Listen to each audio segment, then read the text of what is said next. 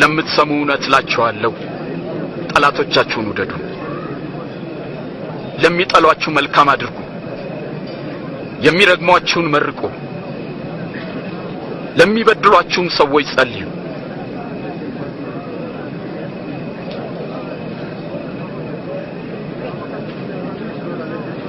ማንም አንደኛውን ጉንጭን ቢመታ ሌላውንም ደግሞ አዙረህ ስጠው።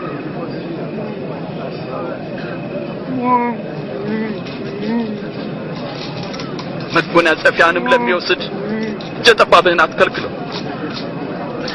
ለሚለምን ሁሉ ቸርነትን አድርግ። ማንም ያንተን ነገር ቢወስድ እንዲመልስልህ አትጠይቀው። ለራስህ የምትፈልገውን አንተም ለሌሎች አድርግ።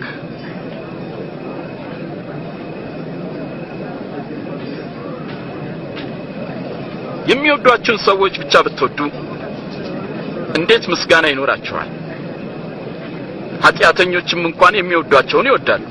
መልካም ለሚያደርጉላችሁ ብቻ መልካም ብታደርጉ እንዴት ምስጋና ይኖራችኋል? ኃጢአተኞችም ያደርጋሉ። እንዴት ይነግራታል! እንዴት ያናግራታል!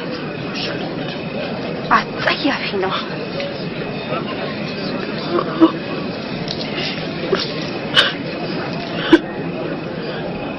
ፈጽሙ። ጠላቶቻችሁን ውደዱ፣ መልካምም አድርጉላቸው፣ ምንም ተስፋ ሳታደርጉም አበድሩ። ያኔ ዋጋችሁ እጅግ ታላቅ ይሆናል፣ የልዑል እግዚአብሔር ልጆች ትሆናላችሁ። እርሱ ለሚያመሰግኑትና ለክፎች ቸር ነውና። ሩሩዎች ሁኑ፣ አባታችሁም ሩሩ ነውና።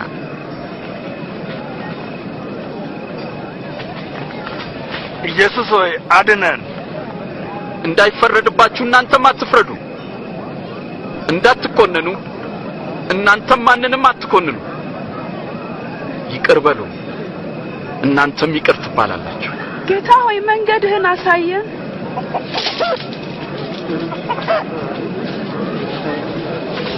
ስጡ፣ ለእናንተም ይሰጣችኋል። በምትሰፍሩበት መስፈሪያ ለእናንተም ይሰፈራል።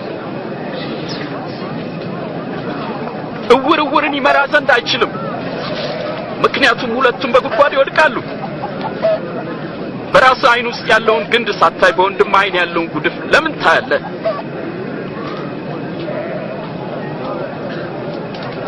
ጌታ ሆይ ምራን። ጌታ ሆይ አንተን እንሻለን። የተሸከመች ማህፀንና የጠባቸው ጡቶች እንዴት ብፁዓን ናቸው!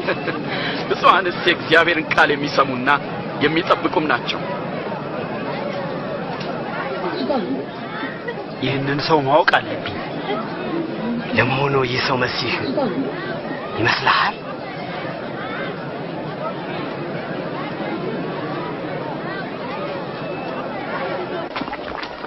አንድ ፈሪሳዊም ኢየሱስን ራት ይበላ ዘንድ ጋበዘው።